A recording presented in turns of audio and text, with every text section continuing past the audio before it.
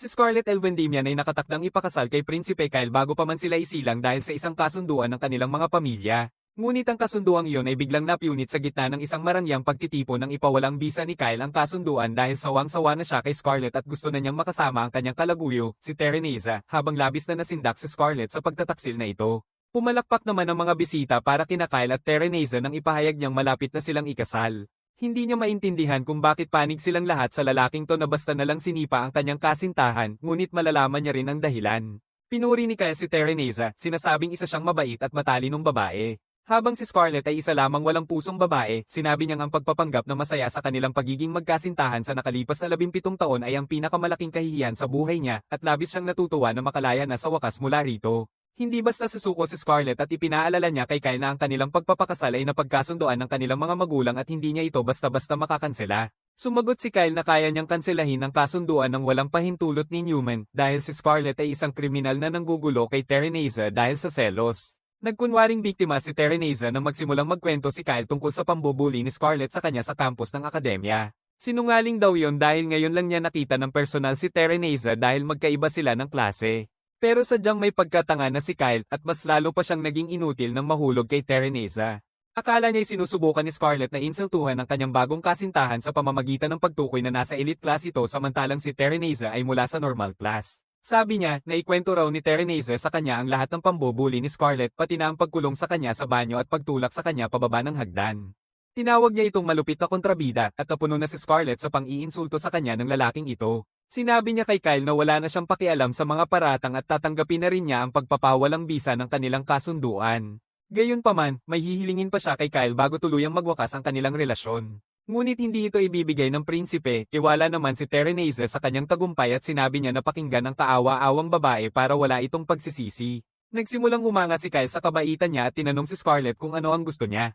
Dahan-dahan siyang lumapit sa kanila at nagkuyom ng kamao, sinasabi kay Kyle na ang huling hiling niya ay suntukin ang babaeng yun sa mukha. Nagulat si Kyle sa sinabi niya at tinanong kung nawala na ba siya sa katinoan. Ngunit sa halip na sagutin siya, sumuntok si Scarlett sa mukha ni Tereneza nang may pinakamagandang forma na kahit si Muhammad Ali ay aaprubahan. Pero sa likod ng isang suntok na ito ay may mahabang kwento, at sa gusto man natin o hindi, kailangan natin itong panoorin para makita ang resulta. Mula pa noong bata si Scarlett, gustong-gusto na niyang manakit ng tao, at halos kada linggo, mayroon siyang bugbugin ng walang awang gumagamit ng kanyang mga kamao. Palagi siyang pinapangaralan ng kanyang kapatid na si Leonardo tungkol sa kanyang pagiging marahas, ngunit sinabi ni Scarlett na ginagawa niya ito para sa ikabubuti ng lahat.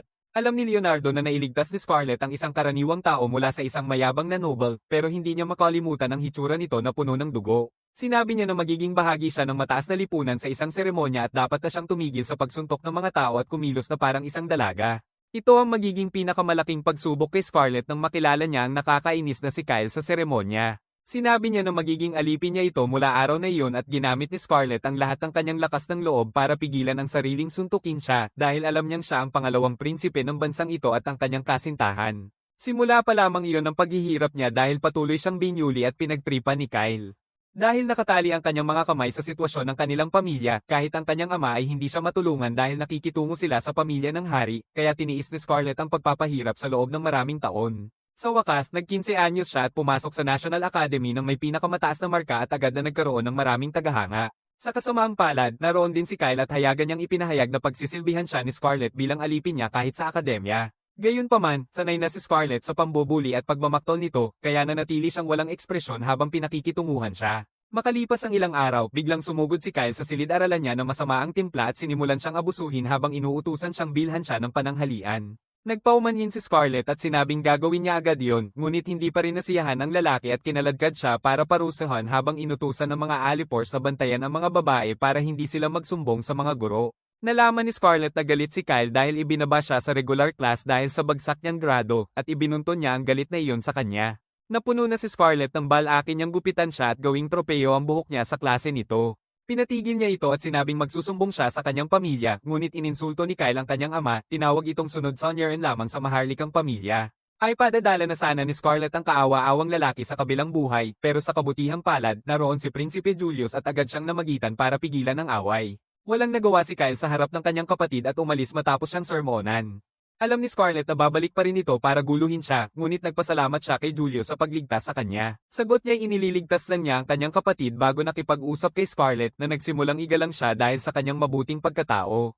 Alam niyang si Prinsipe Julius ang nangungunang kandidato para maging susunod na hari, ngunit natakot sa kanya ang mga tiwaling maharlika at sinusuportahan nila si Kyle para iligtas ang kanilang mga sarili. Ngunit ang paggalang niya sa unang prinsipe ay agad na palitan ng inggit nang malaman niyang perpekto ang nakuha ni Julius sa lahat ng asignatura. Nang matapos ang kanyang pananatili bilang pinakamataas, naisip niyang si Julius ay talagang kahanga-hanga at masipag, ngunit nang lapitan siya nito at sabihing napakadaling makakuha ng perpektong marka, nainis siya. Ikinasama niya ito at nagpersige para talunin siya sa susunod, ngunit kumalat ang tsismis na nagpatalo raw si Julius para mapasaya siya. Dahil dito, mas lalong nabuwisit si Scarlett at nagpasyang huwag na lang siyang pansinin, pero patuloy pa rin siyang kinukulit ni Julius. Sinundan pa nga siya nito pagkatapos ng klase. Nagtataka kung kumusta na sila ni Kyle, napansin ni Scarlett na hindi na siya ginugulo ni Kyle simula nang mapahiya ito. Napagtanto niyang ginagawa ito ni Julius para layuan siya ni Kyle, kaya halos magbago na ang tingin niya rito. Bigla na lamang siyang nilandy ni Julius at muntik na siyang mahulog dito. Kung hindi niya lang sana siya tinawag na isang kawili-wiling nilalang, nagulat siya sa sinabi nito, ngunit lumalabas na hindi nagsisinungaling si Julius at talagang iniisip niyang si Scarlett ay isang kawili-wiling nilalang na dapat pag-aralan at nagtatago pa nga siya ng mga tala tungkol dito. Doon nagsimulang kamuhian ni Scarlett si Julius at hiniling na masuntok niya ito kasama si Kyle balang araw. Sa kasalukuyan, natagpuan ng kanyang galit ang labasan sa mukha ni Terren. Sa isang suntok, pinatalsik ni Scarlett ang babae at natamba pa ang dalawang lalaki. Dito na natarante si Kyle at tinanong kung ano ba ang ginagawa niya at malamig na sumagot si Scarlett na naiirita siya sa malupit niyang mga salita at kailangang pagbayaran iyon ni Terren. Lumapit siya sa mga nakatulalang maharlika, batid na silang lahat ay mga sakim na walang hiya. Galit siya dahil nagdiwang ang mga ito nang kanselahin ni Kyle ang kasal, kaya isinuot niya ang kanyang gloves na dala niya sa oras ng emergency. Nagpapanik ang mga maharlika at tinawag ang mga gwardya, ngunit agad silang pinatulog ni Scarlett gamit ang mahika bago niya isa-isang bugbugin ang mga maharlika. Nagsimulang humingi ng proteksyon ng mga noble, nag-aalok ng kanilang mga alipin kahit ilegal ang pangangalakal nito sa bansa. Napagtanto ni Scarlett na ang mga lalaking ito ay walang kwentang basura, kaya wala siyang konsensya kung patumbahin niya silang lahat. Inilabas niya ang espesyal na mahika para pabilisin ang kanyang sarili at sinimulan ang kanyang pagwawasak gamit ang kanyang mga kamao. Hindi nagtagal, lahat ng mga noble ay nakahandusay na sa lupa. Si Kyle na lang ang natitira at halos maihina siya sa kanyang pantalon nang makita ang tunay na anyo ni Scarlett. Sinabi niya na turno na nito at nang susuntukin na niya ito, dumating ang kanyang kapatid na si Leonardo para pigilan siya. Gayunpaman, huli na siya at sinuntok ni Scarlett si Kyle sa pader at nakaramdam ng ginhawa. Habang nangilabot si Leonardo nang makita ang mga nobleng nakakalat sa lupa, tuwang-tuwa naman si Julius. Gusto na rin sanang sapakin ni Scarlett si Julius, pero nagpasya siyang huwag munang lumampas doon. Nilapitan niya sina Julius at Leonardo para batiin at tinanong siya kung ano ang dahilan ng kanyang marahas na pag-uugali. Sa una, parang ChatGPT magsalita si Scarlett, sinabing nakagawa sila ng di masambit na krimen at nagsimulang magpaliwanag kaya pinarusahan niya agad sila. Ngunit nang tanungin siya ni Julius tungkol sa detalye, sumagot siya na inis siya sa mga ito kaya pinatulog niya. Dahil dito, halos atakihin si Leonardo, pero tumawa si Julius at sinabing sana may nag-imbento na ng kamera dahil gustong-gusto niyang makita kung paano bugbugin ni Scarlett ang mga noble. Dapat daw ay hinintay na lang siya nito bago makipagbugbugan, ngunit sinabi ni Scarlett na hindi makatwiran ang kanyang hiling. Samantala, ang kanyang kapatid ay nagpapanik, iniisip ang mga kahihinatnan, ngunit tiniyak ni Julius na aayusin niya ang lahat. Bigla na lang nahilo si Scarlett at bumagsak sa lupa, sinalo ni Julius ang kanyang ulo bago pa man ito tumama sa sahig. Nagising si Scarlett pagkalipas ng 3 araw, naririnig ang tunog ng mga kampana sa kanyang ulo. Habang unti-unti siyang nagkakamalay, napagtanto niyang sumobra siya sa paggamit ng kapangyarihang ipinagkaloob sa kanya ni Cronoa, ang Diyos ng panahon. Ngunit sa pagdilat niya ng mga mata, nakita niya ang isang katulong sa ibabaw niya na may dalang kutsilyo. Kalmadong tinanong ni Scarlett kung sino siya, ngunit sinigawan siya nito na mamatay na at sinubukang saksakin. Ngunit hindi niya kayang talunin ang bilis ni Scarlett at agad siyang napasuntok sa pader. Dali-daling dumating si Leonardo nang marinig ang malakas na ingay mula sa silid ng kanyang kapatid at labis siyang nasindak nang makita na ang unang ginawa nito pagkatapos mahimasmasan ay suntukin ang isang tao. Gayunpaman, sinabi niya kung gaano siya nag-alala para sa kanya. Pagpasok ni Julius sa silid, matapos magpahinga ni Scarlett, ipinaalam ni Julius na opisyal nang kinansela ang kanyang pagpapakasal kay Kyle sa pahintulot ng kanilang mga pamilya. Si Kyle ay tinanggal sa mana ng maharlikang pamilya dahil sa pagtatanggol sa mga noble na sangkot sa kalakalan ng alipin at lahat ng noble sa party ay arestado na rin. Ikinatuwa ito ni Scarlett at tinanong si Julius kung parurusahan din ba siya. Sinabi niya na masyado siyang mahalaga para parusahan ng maharlikang pamilya, ngunit habang hindi pa humuhupa ang usapin, mahihirapan siyang makahanap ng lalaking handang magpakasal sa kanya. Ngunit mayroon din siyang magandang balita para sa kanya. Sinabi ni Julius kay Scarlett na ang kanyang ginawa ay naging isang sikat na kwento sa buong kaharian at pinag-uusapan siya ng mga tao na parang siya si Batman. Tinatawag nila siyang madugong ginang na nagpakulong sa mga masasamang maharlika gamit lamang ang kanyang mga kamao at siya ay parang isang bayani sa kanila. Labis na ikinalungkot ni Leo ang isa na namang nakakatakot na bansag sa kanyang kapatid, ngunit sinabi ni Julius na may mas mahalaga silang dapat harapin. Kabilang sa mga nahuling maharlika ay maraming kilalang pangalan na may pwesto sa gobyerno, ngunit ang pinakamalaking hamon nila ay ang punong ministro na siyang pinakamalaking taga-suporta ng grupo ni Kyle. Ayon kay Julius, pinaghihinalaan din ng hari ang korupsyon sa grupo ni Kyle kaya binuo niya ang organisasyong CIO2 para imbestigahan ito at si Leo ang kasalukuyang pinuno nito. Tinawag niya ang isa sa kanilang mga ahente na unang nakapasok sa pangkat ni Kyle at nagdala ng mahalagang impormasyon. Ang ahente ay si Sigurd pala, isang alipors ni Kyle na agad humingi ng paumanhin kay Scarlett sa kanyang pagiging bastos sa kanya. Sumagot si Scarlett na karapat-dapat siyang magka-Oscar sa kanyang kapani-paniwalang pagganap at lalong nag-alala si Sigurd habang nagpapatuloy siya. Binigyan siya ni Julius ng pahintulot na suntukin siya kung gusto niyang kalimutan ang lahat at tinanggap naman ito ni Scarlett. Pero bahagya lang niyang tinapak si Sigurd sa pisngi dahil marami rin itong beses na nagligtas sa kanya nung nagtatrabaho pa siya para kay Kyle. Pagkatapos nito, umalis na siya, napagtantong malaya na siyang gawin ang anumang gusto niya ngayong hindi na siya nakatali kay Kyle. Una sa listahan niya ay ang tanungin ng katulong na tangkang pumatay sa kanya kaninang umaga. Pumunta si Scarlett sa bodega kung saan nakakulong ang maid na si Nenoka, ngunit nakita niyang iniwan nito ang kanyang mga damit. Bigla naman siyang inatake ng isang mailap na pusa, pero pinatumba ito ni Scarlett at natuklasan na ang maid ay isa palang beastfolk na nagpapalit anyo. Sinabi niya kay Nenoka na magbalik ang new tao para makapag-usap sila at lumalabas na lalaki pala ang katulong. Determinado siyang patayin si Scarlett sa anumang paraan at napagtanto niya na dahil ito sa marka ng alipin sa kanyang dibdib na nagpapasunod sa kanya sa anumang utos ng kanyang amo.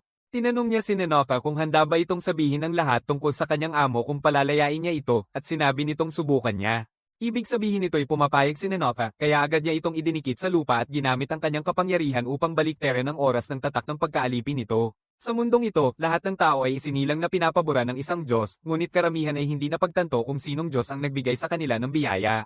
Ang mga nakakatanto nito ay maaaring gumamit ng kapangyarihang bigay ng Diyos at si Scarlett ay pinagpala ni Cronoa, ang Diyos ng panahon, kaya't pinahahalagahan siya ng husto ng pamilya ng hari. Ginagamit niya ang kapangyarihan ni Cronoa para ibalik ang katawan ni Nenoka sa dati bago siya alapinin pero labis itong nakakapagod sa kanya. Gayunpaman, tinupad ng binatilyo ang kanyang pangako at sinabi kay Scarlett na ang nagpadala sa kanya roon ay si punong ministro Godwin. Kabilang ang anak ni Godwin sa mga biktima ni Scarlett sa party at inutusan niya si Nenoka na patayin siya, ngunit ipinadala siya rito noon pa man para manmanan ng kanyang pamilya. Sinabi ni Nenoka kay Scarlett na si Godwin ay tusong tao na nagpapadala ng mga especially iya sa mga prominenteng pamilya para alamin ang kanilang mga sikreto at pagkatapos ay i-blackmail sila para sumali sa bentahan ng alipin upang tuluyan silang mahulog sa kanyang patibong. Sapat na yun para kay Scarlett at naghanda siyang bisitahin ang bahay ni Godwin para bugbugin siya. Pinigilan siya ni Nenoka dahil napapaligiran daw ito ng mga gwardya pero hindi iyon pipigil kay Scarlett. Kaya sinabi ng utusan na mas magandang pagkakataon para talunin si Godwin ay sa gaganaping slave auction sa isang linggo.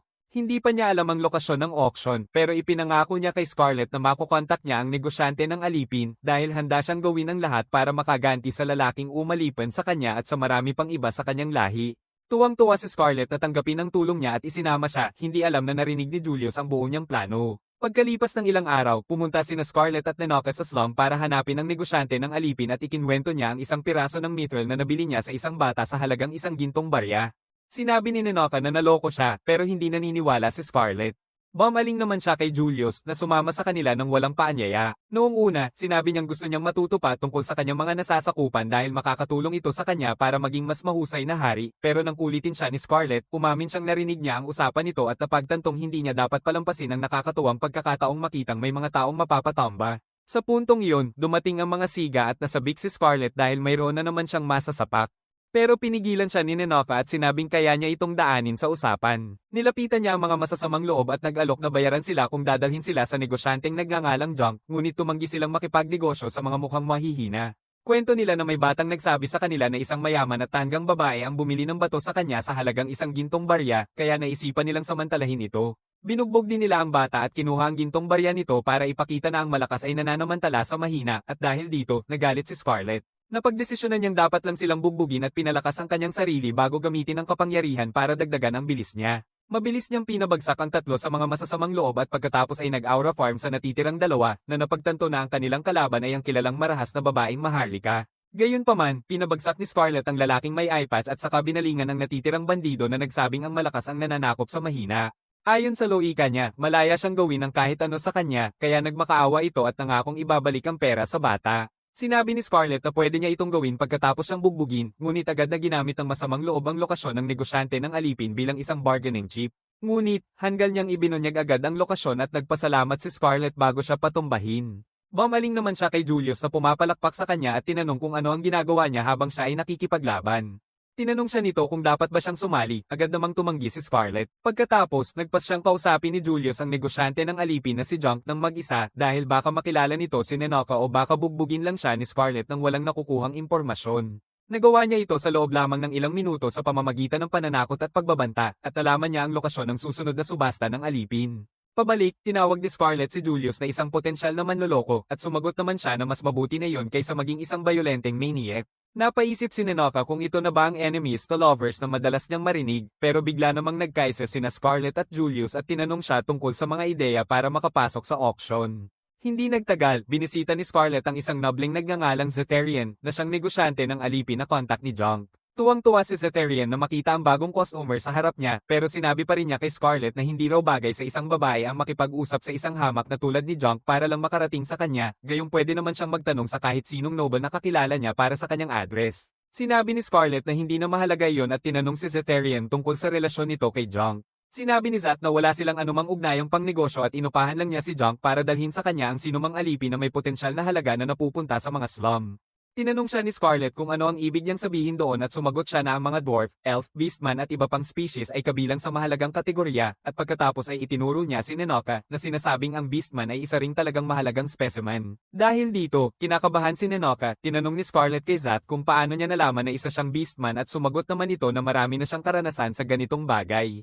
Natawa siya, at halos bugbugin na siya ni Scarlett pero pinigilan siya ni Nenoka at sinabing kailangan nilang manatili sa plano. Matapos tumigil sa pagtawa ang masakit na ulo, tinanong niya si Scarlett kung anong uri ng alipin ang gusto niya. Sinabi niya na narinig niya ang tungkol sa isang auction ng alipin na malapit ng ganapin sa kapital at gusto niyang dumalo doon. Dahil dito, sumeryoso si Zeterian at sinabing kailangan munang mapatunayan ang pagkatao niya para makasali sa auction. Para rito, kailangan niyang ihayag ang kanyang estado sa ibang tao sa bilog ng subasta at bumili o magbenta ng kahit 6 na alipin. Inalok ni Scarlett ang kahit anong halaga ng pera na gusto niya, ngunit sumagot si Zeterian na hindi ito tungkol sa pera. Sa halip, sinabi niya na kung maibibigay nito sa kanya ang aliping beastfolk, dadalhin niya ito sa subasta bilang anak ng isang malayong kamag-anak. Labis na nagalit si Scarlett nang marinig ito, ngunit pinigilan niya ang kanyang galit at ngumiti ng magalang, sinasabing kung ito lang ang kailangan upang makapasok sa subasta, handa niyang ibigay ang alipin sa kanya. Di nagtagal, umalis sina Scarlett at Nenoka sa mansyon at hindi pa rin siya makapaniwala na hayagan ng kalakalan ng alipin sa kaharian. Natutuwa rin siya na gumana ang lahat ayon sa plano at umasal si Zat gaya ng inaasahan ni Nenoka. Nagulat din si Nenoka na hindi ginagamit ni Scarlett ang kanyang mga kamao para lutasin ang lahat ng problema at sinimulan niya itong kurutin dahil sa pagbibiro. Pagkauwi nila, tinanong ni Scarlett si Nenoka kung sigurado ba siya dahil kahit kaya niyang alisin ang marka ng alipin niya pagkatapos, hindi niya ito mapoprotektahan habang alipin siya. Sumagot si Nenoka na parang ipapasubasta siya nito at hindi niya hahayaang saktan ng iba ang kanyang paninda bago ang subasta. Dagdag pa niya, ginagawa niya ito para pagbayaran ng kasalanan niya na tangkang pagpatay sa kanya, at bigla na lamang siyang napahikab. Naiintindihan ni Scarlett na ang mga beastfolk ay aktibo sa gabi at tulog sa araw, at sa sumunod na sandali, nagbagong anyo si Nenoka at nakatulog sa kanyang mga bisig. Dinala niya ito pabalik sa inn kung saan naghihintay si Prince Julius. Sinabi ni Scarlett na naging matagumpay ang negosasyon, at gulat na gulat ito na nalutas niya ang sitwasyon ng walang sinuntok. Inis na si Scarlett sa sinabi nito, tapos sinabi pa ni Julius na dapat kasama siya para makita ang bihira niyang paglutas ng walang gulo, pero hindi naman daw pwedeng bumili ng alipin ang prinsipe ng bansa. Ayaw siyang harapin ni Scarlett kaya't pagkatapos niyang patulugin si Nenoka, nagpasya siyang lumabas para magpahangin. Sinabi ni Julius na yun din ang iniisip niya at sinamahan siya nito, nananatiling malapit sa kanya sa lahat ng oras. Nairita si Scarlett dito, ngunit patuloy siyang sinusundan ni Julius at sinabing mayroon siyang aasikasuhin sa kalye na ito. Sa puntong yun, tinawag ng isang nagtitinda ng apple pie si Scarlett at sinabing may alok siya para sa mga cute na babae. Sabi niya, kung bibili siya ng apple pie, bibigyan siya nito ng libreng apple at nagpas siyang samantalahin ni Julius ang alok at bumili ng 2. Sunod, tinangka siyang bentahan ng isang nagtitinda ng alahas ng mumurahing alahas at binili rin ito ni Julius matapos tumawad. Bumili rin siya sa isang kain na hinalang manghuhula at tinanong ni Scarlett kung ano ba talaga ang pakay niya sa kalye na ito. Sumagot si Julius na inimbento niya lang iyon at tinawag na cute si Scarlett dahil naniwala sa halatang kasinungalingan. Labis siyang nagalit at sinuntok ang pader dahil hindi niya masuntok ang prinsipe sa mukha. Napatawa na lang si Julius at binigyan siya ng apple pie na para bang lumilipad patungo sa langit si Scarlett. Humingi naman ng paumanhin si Julius sa panunukso sa kanya, ngunit sinabi ni Scarlett na hindi siya maaari nitong makuha sa isang apple pie lamang. Pero sapat na ang dagdag na isa pa at agad siyang pinatawad ni Scarlett. Pagkatapos, sinabi ni Scarlett na alam ni Julius ang lugar ng syudad at sumagot naman ito na madalas siyang lumiban sa klase para maglibot. Tinanong niya kung ano ang pakiramdam niya nang makita ang palengke at sinabi ni Scarlett na nung inuutusan siya ni Kyle na bumili ng tinapay, wala siyang gaanong oras para tumingin-tingin. Pero ngayong nakikita niya ito, mukhang masayang lugar ang palengke. Natutuwa si Julius na nagustuhan niya ito at sinabi niyang sa tuwing pupunta siya rito, gusto niyang makita niya ang lugar na ito. Naisip ni Scarlett kung sumama lang ba ito para ipakita sa kanya ang paligid at kung sinabi lang sana nito, hindi sana siya naiirita. Bigla, nagsimulang magsalita si Julius, sinasabing galit na galit siya sa pagkabagot. Simula pagkabata raw niya, ang mga pangit at baluktot na bagay lang ang nakukuha ng atensyon niya. Napapaligiran siya ng mga hanggal na maharlika na gustong magpabango sa kanya, kaya kailangan niyang umarte sa harap nila. Pero nakita niya si Scarlett na walang kahit anong interes sa kanya. Bukod pa rito, nakita niyang binubuli siya ng nakababata niyang kapatid, kaya naisipan niya siyang kausapin. Sinabi niya na maaari siyang magsumbong sa kanilang ama kung tinatakot siya ni Kyle. Ngunit nginitian lang siya ni Scarlett ng nakakatakot habang sinasabi nitong nagpatawa siya ng husto sa puntong iyon, nakuha niya ang buo niyang atensyon at hindi na siya tumigil sa pagka-interes sa kanya. Muli niyang sinabi na nakakabagot ang halos lahat ng bagay sa mundo, ngunit ayaw niya ang mainip. Kaya naman sinisikap niyang panatilihing nasa paligid niya ang mga bagay na kawili-wili. At sa ngayon, walang mas kawili-wili sa kanya kundi si Scarlett. Kasabay nito, bigla siyang humilig para halikan ng pisngi nito at napanganga si Scarlett. Sabi ni Julius, hindi man ito ang tradisyonal na pag-ibig, sigurado naman siyang gusto niya si Scarlett at labis siyang mahalaga rito. Nang gabing iyon, habang nag-iisa si Scarlett sa kanyang silid, hindi pa rin siya makapaniwala sa nangyari. Napahiga siya sa kama, iniisip kong isa na naman yung panloloko ng prinsipe para inisin siya. Kinabukasan, muling nakipagkita si Scarlett kay Zack at sinabing ibibigay niya si Nenoka, ngunit dapat nitong tuparin ang pangako niya. Pumayag siya, ngunit bago iyon, humingi muna siya ng patunay kay Scarlett na ang alipin ay tunay ngang isang beastfolk. Tinanong niya kung hindi ba siya nito pinagkakatiwalaan at sumagot naman ito na pulisya lang niyang kumpirmahin ang mga produkto bago tanggapin. Inutusan ni Scarlett si Nenoka na magbagong anyo at agad itong naging pusa o aso o kung anumang nilalang iyon. Tuwang-tuwa naman si Zafren nang makita yon at sa sandaling iyon, isang malaking nakakatakot na lalaki na may mga pangil na tumutubo sa kanyang ibabang panga ang pumasok sa silid. Tinitigan niya si Scarlett at tinanong si Zafren kung siya ba ang alipin na dadalhin nila ngayon. Sinabi ni Zack sa aliping nagngangalang Donovan na si Scarlett ang kanilang customer at ang taong hayop na kasama niya ang alipin. Hindi natuwa si Nenoka nang makita siya at napagtanto rin ni Scarlett na si Donovan ay kalahating tao at kalahating halimaw, kaya isa siyang lycanthropy. Nagpaumanhin si Zack sa pagiging bastos ng alipin niya at inutusan itong ilayo ang hayop. Tuwang-tuwa naman si Donovan at sinabing kilala ang mga beastmen sa kanilang mabilis na paggaling. Ikinabit niya ang isang metal na kwelyo sa leeg ni Nenoka at hinayla siya palayo, ngunit lumaban si Nenoka na ikinagalit niya. Iwinasiwas niya ang kanyang may mga barb na letigo sa hangin upang saktan siya, ngunit bigla, hinawakan ni Scarlett ang letigo gamit ang kanyang mga kamay. Sinabi niya kay Zack na ang alipin nito ay maayos naman at kung wala itong lakas ng loob na parusahan ito, siya na ang gagawa. Ngumisi lang si Donovan at pati si Zack ay minamaliit si Scarlett, sinasabing huwag niyang galitin ang alipin niya dahil isa itong dating adventurer. Sabi niya, kailangan niya raw ng lakas ng isang kapitan ng kabalyero para mapabagsak siya at nagtataka si Scarlett kung bakit mahalaga iyon at sinabi niyang nag-aalala lang siya para rito. Ngunit sinabi ni Donovan na huli na ang lahat hindi niya hahayaang tapakan ng isang babae ang kanyang pride at leksyon na raw ito sa kanya. Sinimulan niyang hilahin ang letigo palayo sa kanya, ngunit hindi man lang niya ito maaga mula sa mahigpit na pagkakahawak ni Scarlett. Sinubukan pa niyang mas lalo at sinabi ni Zack na tumigil na siya sa pagbibiro dahil imposible na manalo ang isang babae laban sa isang lalaki na mas mabigat. Sumagot si Donovan na seryoso siyang nagpuporsigi at tinanong ni Scarlett si Zack kung isasali si Donovan sa auction. Sumagot siya na gagawin niyang personal bodyguard at trainer ng ibang alipin si Donovan at magandang balita yun para kay Scarlett dahil hindi niya kailangang masyadong mag-alala na mawalan siya ng halaga matapos masaktan at bigla na lang ibinato ni Scarlett si Donovan sa ere bago niya ito suntukin sa stratosphere. Gulat na gulat si Zethron sa nakita pero hindi siya pinansin ni Scarlett. Binalingan niya si Nenoka at tinanggal ang kwelyo nito at nakitang dumudugo ito. Ginagamit niya ang kanyang healing magic para gamutin ang mga sugat nito at niyayakap ito, sinasabing babalikan niya ito agad, at sa ngayon, tiisin nito ang mga problemang kinakaharap nito dito. Binalingan ni Scarlett ang isang noble tungkol sa basag na bintana at sinabi nitong hindi niya kailangang bayaran ang pagpapaayos. Nagpasalamat pa ito sa kanya dahil sa pagdisiplina kay Donovan dahil lagi siyang bigo rito. Pagbalik ni Scarlett sa kanyang inn, nakita niya ang isang pamilyar na karwahe na nakaparada sa labas. Lumabas mula rito ang kanyang kapatid at galit na galit ito sa kanya. Sinabi niya na ikwento na lang niya ang lahat pagdating sa kapital at nang makita ni Scarlett si Julius sa karwahe, sinumpa niya ito dahil isa itong walang kwentang prinsipe na hindi man lang napigilan ng kanyang kapatid na malaman ang tungkol sa kanila. Pagdating sa kapital, nagsimulang uminom ng matapang na alak si Leo sa mesa, tinatanong sina Julius at Scarlett kung may sentido kumun ba sila. Paano raw nila naisugal ang buhay nila ng basta-basta, ngunit sagot ni Julius, nahanap na nila ang lokasyon ng subasta ng mga alipin, kaya ayos lang.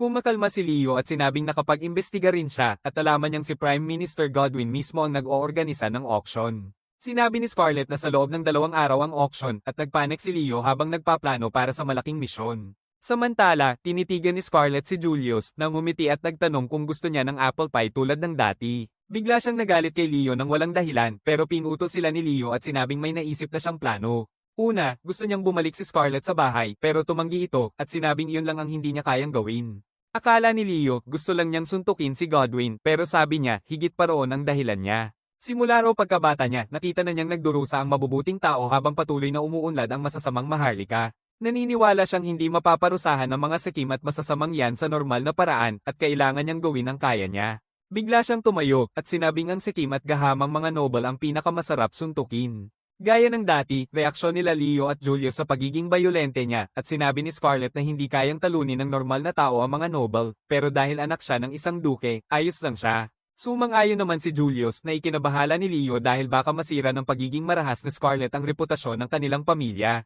Pero ang mas malaking problema, maaaring may mga tao mula sa imperyo ng Vanquish sa subasta. Kapwa kinabahan sina Scarlett at Julius nang marinig yun dahil matagal nang magkaaway ang Vanquish Empire at ang kanilang kaharian ng Palestine sa nakalipas na 300 taon. Kilala sila bilang mga walang awang tao na iginagalang ang kapangyarihan bilang tanging antas at pinamumunuan sila ng malalakas na Dragon Rider. Kahit na nagsimula na ang usapang pangkapayapaan sa pagitan ng dalawang bansa kamakailan, kinumpirma ni Leo na nakikipag-ugnayan ng hukbong himpapawid ng Vanquish kay Godwin. Kasabay nito, nagpupulong si Godwin kasama ang ilang opisyal mula sa hukbong himpapawid ng Vanquish. Galit na galit siya kay Scarlett dahil sinira nito ang plano nila at ang party ni Kyle kaya inutusan niya ang mga sundalo na paalisin ito. Tuwang-tuwa namang tinanggap ng sundalong pula ang misyon at lumipad palayo sakay ng kanyang dragon, ngunit hindi nagustuhan ni Godwin ang kanyang kayabangan. Sa puntong iyon, sinabi ng isang babae na kalimutan na niya ang mga Dragon Rider at tingnan ang kanyang dala. Itinutok niya ang baril kay Godwin, ngunit dahil hindi pa naimbento ang baril sa mundong ito, hindi niya alam kung ano iyon. Sabi ng babae, ito raw ay regalo mula kay Goddess Palmea, at inilabas ni Godwin ang kanyang pendant, sinasabing mayroon na siyang regalo mula rito. Akala niya walang magagawa ang kakatwang silindro, ngunit nang barilin ng babae ang isang florera, lubha siyang nagulat. Ang babae pala ay walang iba kundi si Taran, ang babae ni Kyle, at sinabi niya kay Godwin na gamitin ang sandatang ito na kayang pumatay kahit ang pinakamalakas na kalaban para manalo sa mga laban niya. Dumating ang araw ng subasta, at kinakabahang binati ni Zabnes si Scarlett sa bahay subastahan. Binigyan siya nito ng maskara na malamang ay hindi may tatago ang kanyang mukha at nagpasalamat si Scarlett na hiniling ang kanyang swerte para sa auction ngayong araw.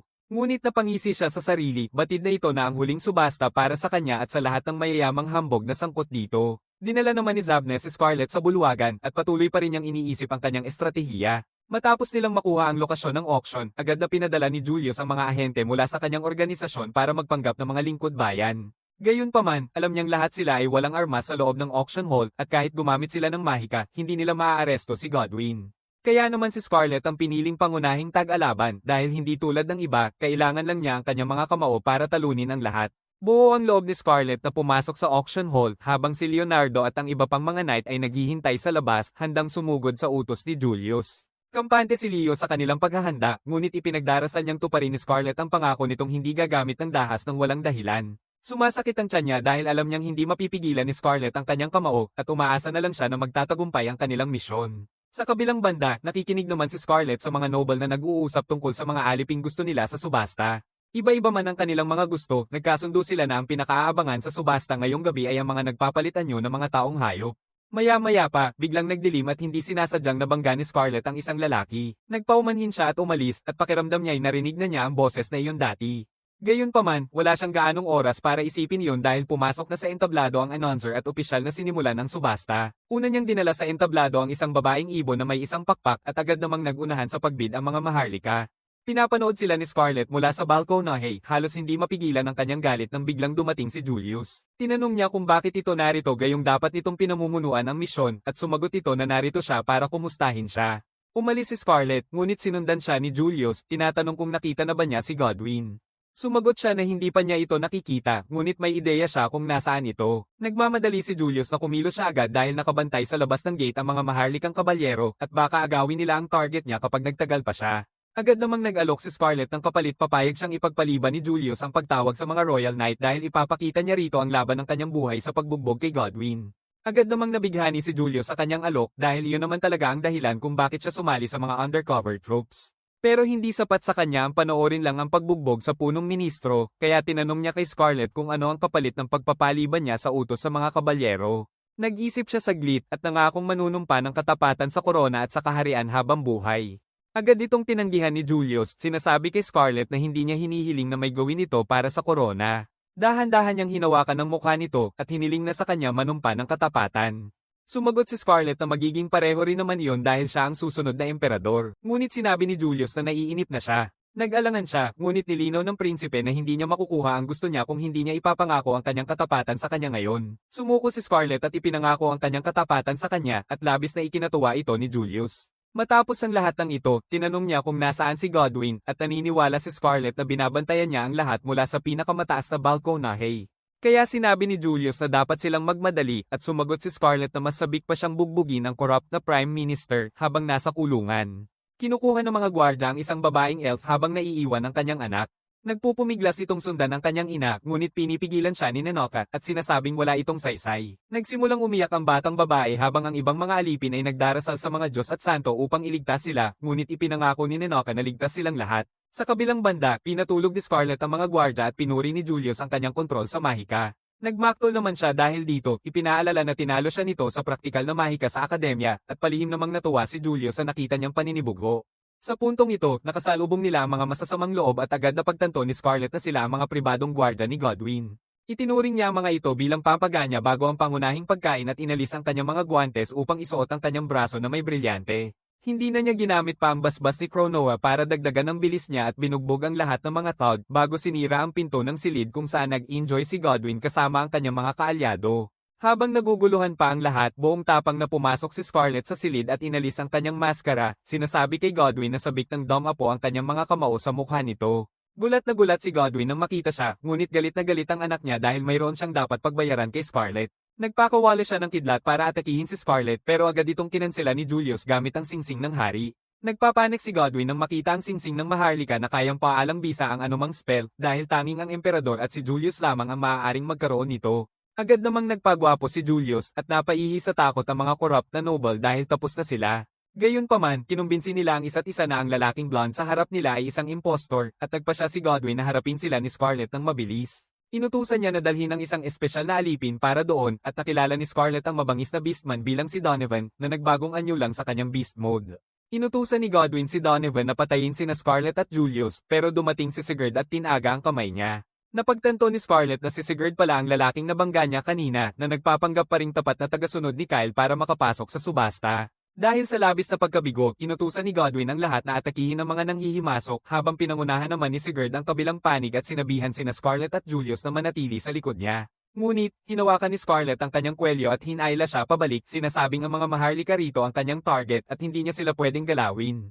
Dahil dito, nag-init si Loki nang sabihin ni Scarlett na si Donovan lang ang pwede niyang kalabanin at siya na ang bahala sa iba pang mga hanghang. Agad niyang tinanggap ang utos nito at hinayaan si Scarlett na magpakasaya sa pagbalibag sa mga noble at lumikha ng isang mini bagyo. Walang sino man ang nangahas na lumapit sa kanya nang makita ang kanyang nakakatakot na ngiti, ngunit isa-isa silang pinuntahan ni Scarlett at ilang sa kanila ay itinapon pa niya mula sa balkonahe sa kanyang pagwawasak. Di pa natatagalan, nagmamadaling pumasok si Leo para alamin ang nangyayari dahil hindi niya natanggap ang senadorias mula sa prinsipe at labis siyang nasindak sa nakitang madugong tagpo. Nakatayo si Scarlett ng buong pagmamalaki sa harap ng mga tall-unang Maharlika at iniisip ni Leo na tuluyan na siyang naging isang mamamatay tao. Sinabi ni Scarlett na nagpigil siya kaya walang namatay, ngunit napansin nila si Sigurd na nahihirapang labanan si Donovan. Ang ibang mga bisita ay nagtatakbuhan na sa takot at iniisip ni Leo na baka may makatakas pa sa kanila sa bilis na ito. Sumang-ayon si Julius at nagpasyang dapat nilang pakilyusan ng mga kabalyero, ngunit pinaalalahanan siya ni Scarlett na hindi pa niya nag-agapi si Godwin. Sa kabila nito, inutusan ni Julius si Leo na ipadala ang mga kabalyero para habulin si Godwin at sinabi ni Scarlett na hindi ito ang ipinangako niya. Tinitiyak niya na siya lamang ang may karapatang bugbugin ang punong ministro. Napalingon si Leo nang marinig ito at nagtanong kung ano ba ang nangyayari. Ipinaliwanag ni Julius na nagsumpaan na sila ni Scarlett kaya kailangan niyang tuparin ang pangako niya rito. Labis na nagulat si Leo nang marinig ito dahil akala niya'y nagpalitan na ng panata sa kasal sina Julius at Scarlett. Labis siyang natuwa dahil sa wakas nakahanap na raw ng lalaking makakasama ang kapatid niya habang buhay. Pero hindi maintindihan ni Scarlett kung bakit siya nagkakaganoon. Napagtanto ni Julius na medyo mahina sila sa pag-intindi ng sitwasyon, ngunit nagpa siya siyang huwag pansinin ito at nagpadala ng senadorya sa mga knight na naghihintay sa labas. Di nagtagal, nakabawi rin si Leo mula sa kanyang pagdadrama at ginamit ang kanyang espesyal na kakayahan na tinatawag na clairvoyance upang i-scan ang buong mansyon. Nakita niya si Godwin at ang anak nito na papunta sa bubong at agad din niyang natano ang isang dragon na nagpapalutang-lutang sa itaas. Nagmadali silang tatlo patungo sa bubong at sinabi ni Julius na tama ang hinala niya na nakikipagtulungan si Godwin sa mga Dragon Rider ng Vanquish Empire. Kailangan nilang magmadali bago makatakas si Godwin, ngunit sa kasamaang palad, nasa basement sila at may 5 palapag paakyat. Ngunit may paraan si Scarlett para malampasan yon at hinubad niya ang kanyang sapatos habang sinasabi kay Leo na palayain si Nenoka at ang lahat ng alipin. Kasunod nito, ginamit niya ang kapangyarihan ng pagbilis, tinatawid ang isang palapag ng hagdan sa isang talon. Tumatalon sa mga pader bago basagin ang bintana at tumalon paakyat sa bubong. Malaki ang epekto nito sa katawan niya pero nakikita na niya ang dragon at si Godwin at hindi niya hahayaang makatakas ang matandang yun. Samantala, naabot ni na Godwin at ang kanyang anak ang sakay ng dragon at sinimulan siyang insultuhan. Sabi nila, dapat bumaba na lang daw siya at harapin sila ng patas pero inis na ang Dragon Rider sa kanila. Tinawag niya silang hamak ng mga tao at inutusan ng kanyang dragon na harapin sila. Iwinasiwas ng dragon ang buntot nito para itaboy ang dalawang hanghang pero biglang bumaba si Scarlett mula sa langit na parang bulalakaw at hinarang ang buntot ng dragon. Sinasabi sa sakay nito na hindi niya hahayaang saktan nito ang kanyang mga punching bag. Hirakan na niya ang anak ni Godwin sa ilalim ng kanyang mga paa at casual na sinabi sa kanya na siya na ang susunod. Ngunit, biglang tumalon pababa ang sakay ng dragon. Sinasabi kay Scarlett na hindi niya inaasahan na may pipigil sa buntot ng dragon niya gamit lamang ang isang kamay. Lumuhod siya sa harap niya at inihagis ang kanyang hood, sinasabing nahulog na siya sa kanyang pag-ibig. Inalok niya itong pakasalan na ikinagulat ng lahat ngunit tinanggihan ni Scarlett ang kanyang alok at tinabig siya. Sinubukan ng dragon na ipaghiganti ang kanyang amo sa pamamagitan ng pag-atake kay Scarlett ngunit hinawakan niya ang bibig nito at idiniin sa lupa. Sa pagkakataong iyon, bumangon ang Dragon Rider at matapos makita si Scarlett na talunin siya at ang kanyang dragon, mas lalo siyang nagka-interes sa kanya. Muli niya itong inalok ngunit sinuntok siya nito sa sikmura para mawalan ng hininga. Patuloy pa rin ang pagyayabang ng lalaki tungkol sa kanyang ganda, lakas, at kariktan, kaya sinipa siya ni Scarlett sa pag-aakalang sapat na ito para pabagsakin siya. Gayunpaman, bumangon siya, at kahit halos hindi na makatayo, gusto pa rin niyang pakasalan siya ni Scarlett dahil ngayon lang daw siya nakakita ng babaeng kasing lakas niya. Sinabi ni Scarlett na huwag na siyang magpanggap dahil alam niyang siya si Wolflame, ang unang prinsipe ng Imperyong Vanquish na dumating para patayin ang walang kwentang si Godwin. Dahil dito, nagpanik si Godwin at kinumpirma naman ni Wolflame ang sinabi ni Scarlett. Ipinahayag niya na naparito siya para patayin si Godwin at ang kanyang mga alagad dahil ang mga traidor na tulad nila ang pinakamalaking banta sa kapayapaan ng dalawang bansa. Tinapon ni Al ang kanyang sibat kay Godwin para tapusin siya agad ngunit dinurog ni Scarlett ang sibat sa isang sipa at sinabihan siyang umatras. Agad na lumapit ang prinsipe at hinawakan ang binti niya. Napansin ni Scarlett na nagpapanggap lang itong mahina kanina dahil mukhang maayos pa rin ang katawan nito. Tinanong niya kung kampante ba talaga ito sa kanyang tibay at kinumpirma ni Godwin, sinasabing mayroon siyang basbas upang gawing kasing tigas ng bakal ang kanyang katawan kaya hindi siya matatalo ng mga pisikal na atake. Sinabi niya kay Scarlett na hindi siya tatabla ng atake nito kaya hayaan na lang siyang tapusin si Godwin pero tumanggi siya at sinabing may paraan siya para talunin ito. Bigla niya itong hinawakan sa ulo at nagpabeya naman si Al, iniisip na hahalikan siya nito. Ngunit, itinulak ni Scarlett ang ulo niya pababa at pinuruhan siya ng kanyang buong lakas. Sa kabila ng mga tuhod na tumama sa mukha niya, nagkunwari si Al na ayos lang siya, pero nang tumayo siya, nahilo siya dahil nagkaroon siya ng concussion. Nawalan siya ng balanse, ngunit hindi ng pag-asa, at muling hiniling kay Scarlett na sumama sa kanya dahil hindi raw bagay sa kanya ang kahariang ito ng mga mahihina. Ngunit sawang-sawa na siya sa mga sinasabi nito, kaya sinunggaban niya ito sa kwelyo at ginamit ang kanyang kapangyarihan upang ibalik ito sa kaharian nito. Tapos na yun, ibinaling ni Scarlett ang atensyon kay Godwin na halos maihina sa pantalon. Nagpaumanhin ito sa pagtatangkang patayin siya at sa paggamit kay Teren para sirain ang engagement nila ni Kyle. Ang ikalawang pahayag ay bago para kay Scarlett at tinanong niya ang ministro kung tinulungan niya si Teren na mapalapit kay Kyle. Sinabi niyang kung tinulungan siya nitong ipahiya siya sa harap ng lahat ng araw na iyon, magbabayad siya at nauutal si Godwin habang sinasabi sa kanyang sinunod lang niya ang plano ni Teren.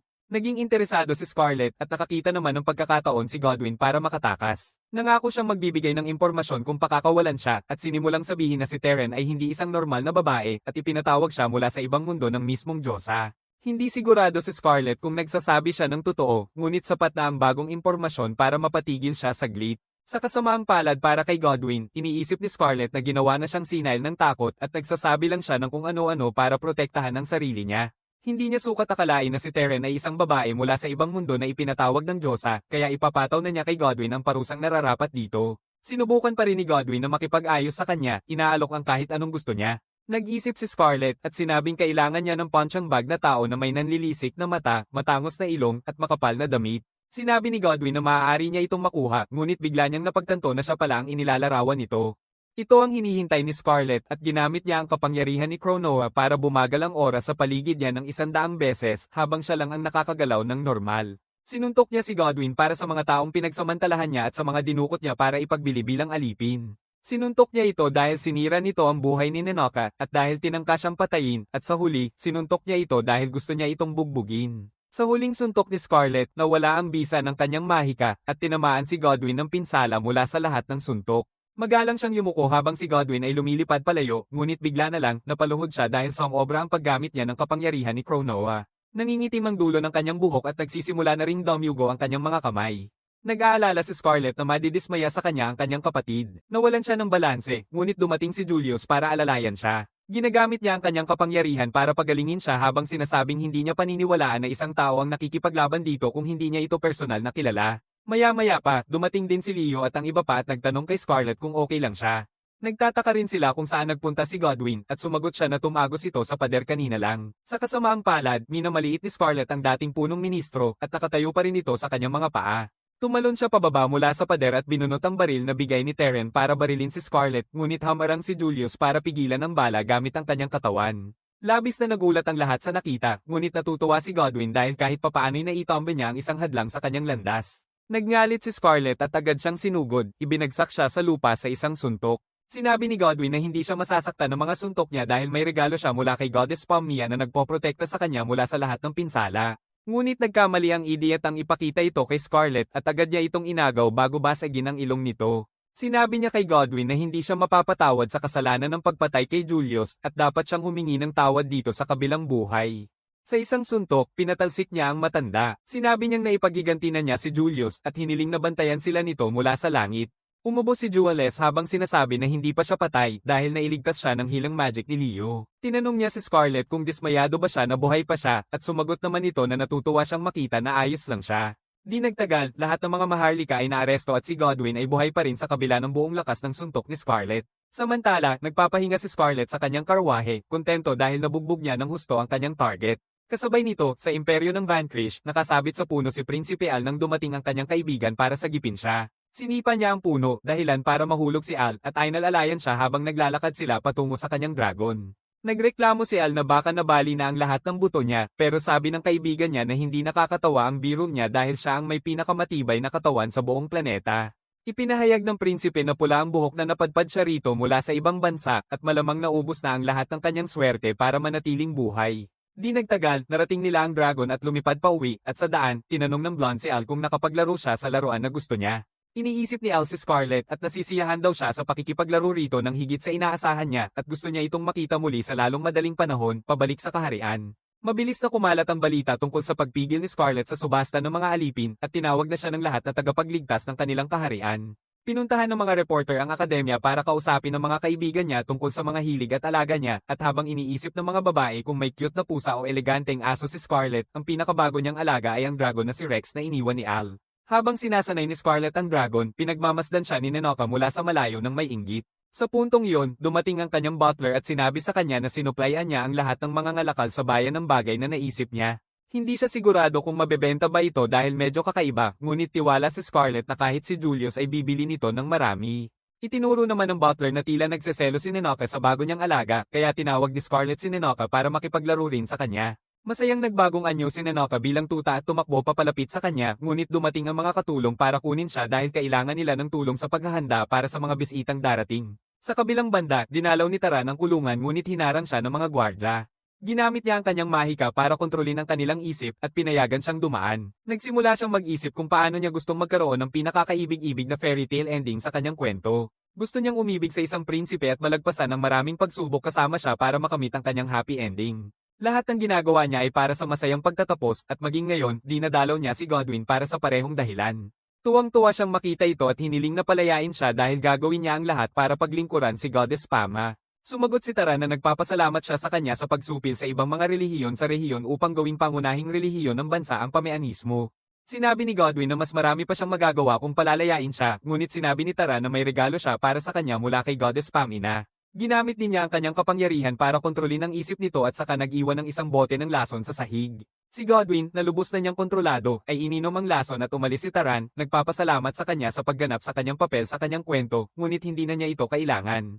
Nakarating kay Julius at sa iba pa ang balita ng pagkamatay ni Godwin, ngunit hindi siya makapaniwalang magpapakamatay ang isang matatag na lalaki. Nagdududa rin si Leo dahil wala silang makita tungkol kay Taran, kahit na isa siyang malaking kasabwat ayon sa mga ulat ni Scarlett. Sa puntong yon, dumating si Nenoka dala ang mga lumang file na hiniling ni Leo. Habang sinusuri nila ang mga file, nagtaka si Julius tungkol sa babaeng nagngangalang Taran na kayang kontrolin pati ang punong ministro. Bigla siyang nakakita ng tala tungkol sa relihiyong Pamianism at napalingon si Nenoka nang marinig yon. Ipinaliwanag ni Julius na may iba't ibang relihiyon sa kaharian at ang Pamianism ay isa sa mga pangunahin.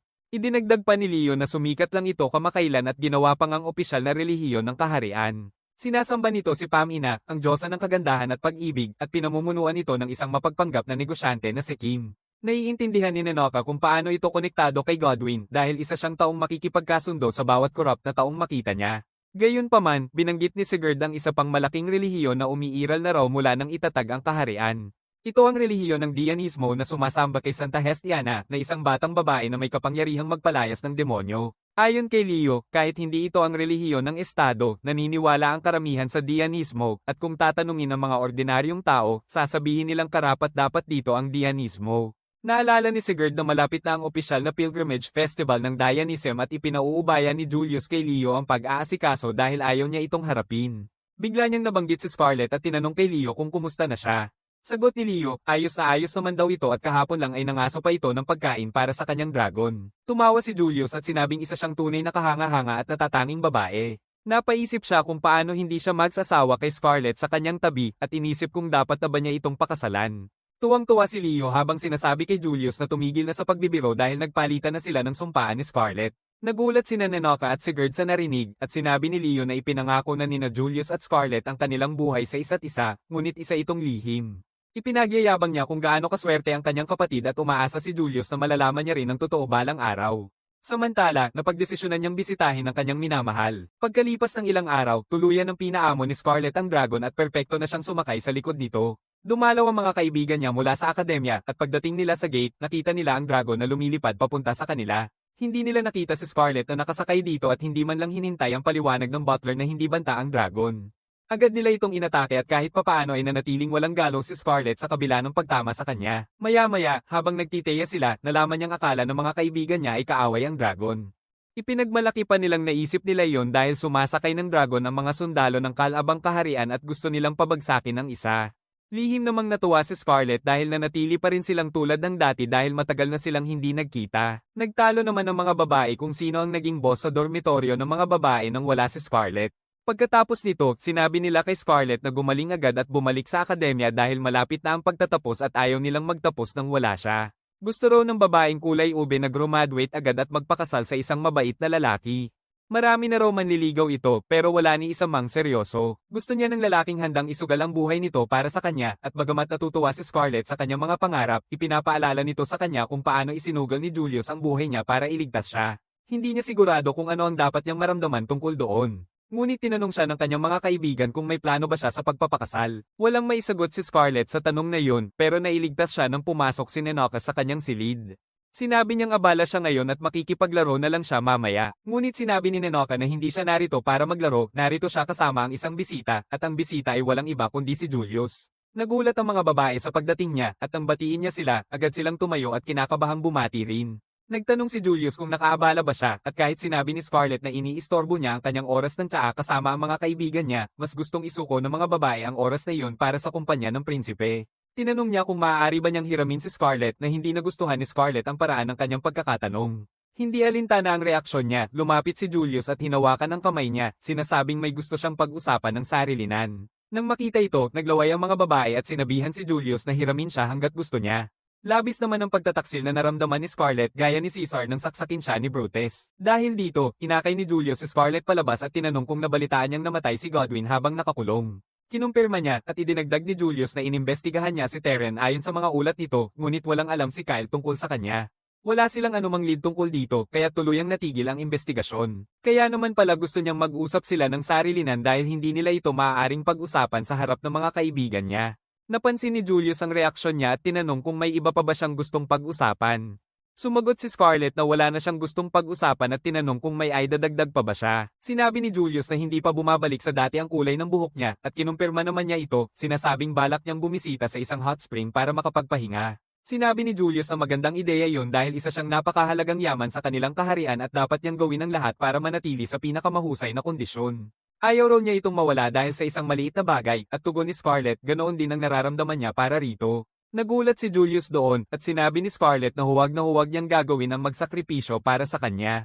Masaya raw siya at pinahahalagahan ng maharlikang pamilya ang kanyang basbas, ngunit kung may mangyari sa magiging hari dahil sa kanya, hindi niya mapapatawad ang sarili niya. Bigla siyang pinigilan ni Julius, nagtatanong kung maaari ba siyang pumitas ng mga rosas dito at pinayagan naman siya nito. Sinimulan ni Julius ang pagpitas ng mga rosas habang inaalala kay Scarlett ang panahong magkasama silang pumunta sa palengke. Sabi niya noon, nagbalat kayo rin ng mga magulang niya bilang ordinaryong tao para magsaya sa palengke at nagulat si Scarlett dahil mukha silang seryosong tao. Sabi ni Julius, seryoso at istrikto lang daw sila sa panlabas pero romantiko talaga sa pribado. Sinabi niya na ang kanyang ama, ang hari, ay nagbigay sa kanyang ina ng libo-libong regalo para makuha ang kanyang atensyon, ngunit nabagot lamang siya sa mga ito. Ngunit may isang red along nagpatibok sa puso ng kanyang ina kaya siya pumayag na magpakasal isang koro ng rosas na kanyang ginawa mismo, at ngayon, ginagawa rin ito ni Julius. Ipinatong niya ang koro ng rosas sa ulo ni Scarlett, sinasabing kailangan niya ito. Sinabi niya na kapiling siya, ang mundo niya ay makulay at puno ng magagandang bagay, ngunit kung wala siya, ito ay kulay abo at mapurol. Dahan-dahan niyang hinawakan ang mukha nito, sinasabing ninakaw nito ang puso niya, at napalundag ang puso ni Scarlett. Nang lumapit si Julius, nanghine siya at hinilingan siyang manatili magpakailanman.